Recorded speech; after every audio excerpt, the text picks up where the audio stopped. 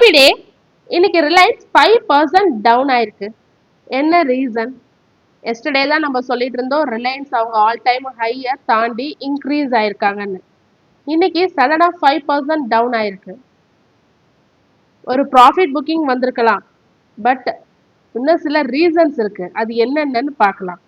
முதல்ல ரிலையன்ஸ் ஒரு substantial growth, அதாவது ஒரு மிகப்பெரிய வளர்ச்சியை நோக்கி போயிட்டு இருந்த இந்த நிறுவனம் வெறும் 1 இல்லை 2 இல்லை நிறைய லாபத்தை நமக்கு தந்திருக்கு. இப்போ ஒரு ப்ராஃபிட் புக்கிங் வந்திருக்கு. ஆனாலும் மெயின் ரீசன் பார்த்தீங்கன்னா ப்ளூம்பர்க்ல ஒரு ரிப்போர்ட் வெளியிட்டிருக்காங்க. அதுல ரஷ்யாவிலிருந்து 3 கப்பல்கள் கச்சா எண்ணெயை ரிலையன்ஸ் ஜாம் நகர் ஆலைக்கு வருதுன்னு சொல்லியிருக்காங்க. ஆனா ரிலையன்ஸ் இதை முற்றிலும் பொய்ன்னு சொல்லியிருக்காங்க. கடந்த சில நாட்களா நாங்க ரஷ்யா கிட்ட இருந்து ஆயில் வாங்குறது இல்ல, இனி வாங்க மாட்டோம்னு சொல்லியிருக்காங்க. அப்ப ரிலையன்ஸ்க்கு ஆயில் எங்கேருந்து கிடைக்குது? எங்கேருந்து இம்போர்ட் செய்யறாங்க? மிடில் ஈஸ்ட் கண்ட்ரீஸான ஈராக், யுஏஇ, சவுதி கிட்டேருந்து அண்ட் தென் யூஎஸ் கிட்டேருந்தும் இம்போர்ட் பண்றாங்க. வெனிசுலா மற்றும் பிரேசில் கிட்டேருந்தும் வாங்குறாங்க. பட் இன்னைக்கு ஸ்டாக் 5% டவுன் ஆனதுக்கான மெயின் ரீசன் இந்த ரஷ்யா கிட்டேருந்து ஆயில் வாங்கினா இந்தியா மேல அதிக வரி போடுவேன்னு சொன்னது. அது மட்டும் இல்லாம வெனிசுலால நடக்கிற அரசியல் குழப்பம் அங்கிருந்து வர ஆயில் சப்ளையை பாதிக்கும்னு ஒரு பயம் இருக்கு. தேர்ட் ரீசன், ஏற்கனவே ரிலையன்ஸ் விலை ஏறி இருக்கு, அதாவது 52 வீக் ஹையை தாண்டி போயிருக்கு. ஸோ இன்வெஸ்டர்ஸ் ஒரு ப்ராஃபிட் புக்கிங் பார்த்துருக்காங்க. ஸோ இதுதான் மெயின் ரீசன்.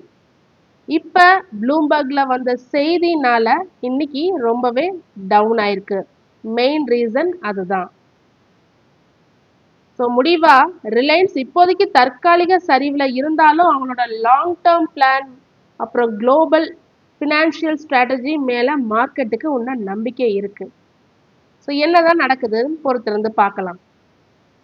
நெக்ஸ்ட் ட்ரெண்ட் இன்னைக்கு 8.5% வரைக்கும் டவுன் ஆயிருக்கு. இன்றைய வீழ்ச்சி எதிர்காலத்தை நிலவரத்தையும் இன்னைக்கு பார்க்கலாமா ட்ரெண்டோடத? இன்னைக்கு இந்த அதிரடி வீழ்ச்சிக்கான காரணம் அவங்களோட Q3 பிசினஸ் அப்டேட் கொடுத்திருக்காங்க. சுமார் 13,000 கோடி சந்தை மதிப்பு இன்னைக்கு எழுந்திருக்கு ட்ரெண்ட். மேக்சிமமா 4,060 வரைக்கும் வந்திருக்கு. ஏன் இந்த வீழ்ச்சி?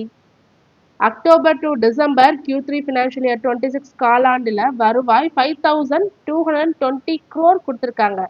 17% உயர்வை சந்திச்சிருக்கு வருவாய். ஆனா பட் இன்னைக்கு ஸ்டாக் ஏன் இவ்வளோ டவுன் ஆயிருக்கு? ஏன்னா லாஸ்ட் இயர்ல 40 to 50% வளர்ச்சி அடைஞ்சிருந்தது, ஆனா இப்ப 70% தான் வளர்ச்சி அடைஞ்சிருக்கு. அதனாலதான் இன்னைக்கு மெயினா டவுன் ஆயிருக்கு. மேலும் அவங்களோட ஒரு சதுர அடிக்கு கிடைக்கும் சராசரி வருவாய் 15.7% கம்மி ஆயிருக்கு. அதாவது அவங்க கடைகளோட எண்ணிக்கை அதிகரிச்சாலும் ஒரு கடையில் ஈட்டும் வருமானம் ரொம்ப குறைவா இருக்கு. ஒரே பகுதியில அடுத்தடுத்து கடைகளை திறப்பதால் தான் இந்த பழைய கடைகளுக்கு வரும் வாடிக்கையாளர்கள் புது கடைக்கு பிரிந்து செல்கின்றனர். இது நிறுவனத்துல ஒரு ப்ராஃபிட் மார்ஜினை பாதிக்கும். ஜுடியோ வளர்ச்சி ரொம்ப குறைவா இருக்கு. அவங்க சொன்ன டார்கெட் எக்ஸ்பான்ஷனை விட கம்மியா தான் ரீச் பண்ணியிருக்காங்க. ஸோ நிறுவனத்தோட இப்போதைய ஸ்டோர் நெட்வொர்க் எவ்வளோ இருக்குன்னு பார்க்கலாமா? மொத்த கடைகள் ட்ரெண்ட் கிட்ட இப்போ 1164. ட்ரெண்ட்ன்றது ஜுடியோ பிளஸ் வெப்சைட், இது ரெண்டும் சேர்ந்தது தான் ட்ரெண்ட். ஜுடியோ வந்து பார்த்தீங்கன்னா 854 கடைகள் வச்சிருக்காங்க. அதுல 4 யுஏஇல இருக்கு. வெஸ்ட் சைட்ல 278 கடைகள் இருக்கு. ஸோ இப்போ புதுசா இந்த காலாண்டுல 48 ஜுடியோ மற்றும் 17 வெஸ்ட் சைட் கடைகள் திறக்கப்பட்டிருக்கு.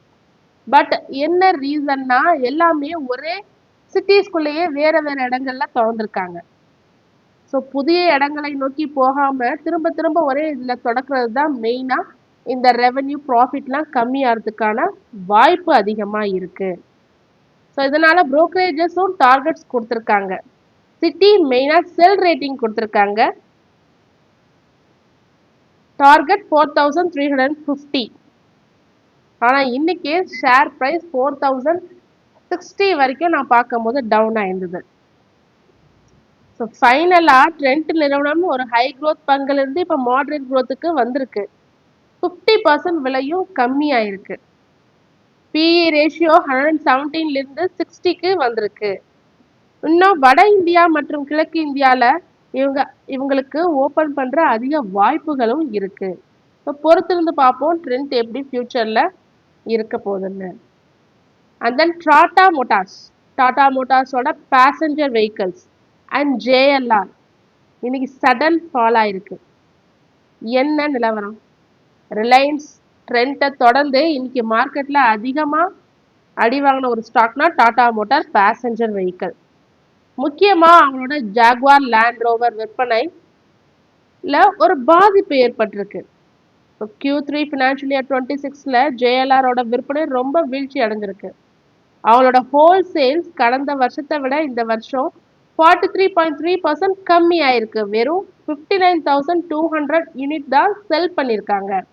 ரீட்டைல் சேல்ஸும் 25% சரிவை சந்திச்சிருக்கு. அது மட்டும் இல்லாம அமெரிக்கால 64%, ஐரோப்பால 47%, உலக நாடுகள்ல உள்ள சேல்ஸ் எல்லாமே டாடா மோட்டார் பேசஞ்சர் வெஹிக்கிள்க்கு டவுன் ஆயிருக்கு. இதுக்கு முக்கிய 3 ரீசன் பார்க்கலாம். டாடா மோட்டார்ஸ் இன்னைக்கு சரிஞ்சதுக்கு ஃபர்ஸ்ட் நவம்பர் மாதத்துல ஒரு சைபர் அட்டாக் வந்ததுல அதுதான் மெயின் ரீசன். ஸோ அது சரி செய்யறதுக்கே நவம்பர் மிட் ஆயிடுச்சு. அதுக்கப்புறம் தான் திரும்ப அவங்க ப்ரொடக்ஷனே ஸ்டார்ட் பண்ணாங்க. ஸோ இது ஒரு மெயின் ரீசன் அவங்களோட சேல்ஸ் குறைஞ்சதுக்கு. அண்ட் தென் ஜக்வார் பிராண்ட்ல இப்போ ஒரு பெரிய மாற்றம் நடக்குது. பழைய மாடல்கள் எல்லாம் நிறுத்திட்டு புதுசா எலக்ட்ரிக் மாடல்களை கொண்டு வர பிளான் பண்றாங்க. அதனால பழைய கார் விற்பனை குறைஞ்சிருக்கு. And then US tariff America இறக்குமதி கார்கள் மேல போட்ட கூடுதல் வரி ஒரு முக்கிய பாதிப்பை ஏற்படுத்தியிருக்கு. ஸோ இப்போ ஒரு சில நல்ல விஷயமும் இருக்கு.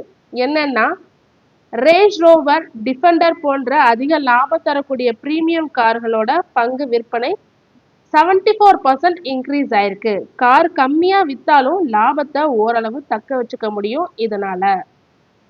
ஸோ டாடா மோட்டார்ஸ் பங்குகள் இன்னைக்கு 360 வரைக்கும் அதுக்கும் கீழேயும் போயிருக்கு.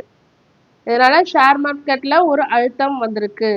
புது ஜாகுவார் மாடல்கள் வரும்போது இந்த அழுத்தத்திலிருந்து டாடா மோட்டார் பிவி மீண்டு வரும்னு எதிர்பார்க்கப்படுது. உங்ககிட்ட டாடா மோட்டார்ஸ் பிவி இருந்தா கமெண்ட் பண்ணுங்க.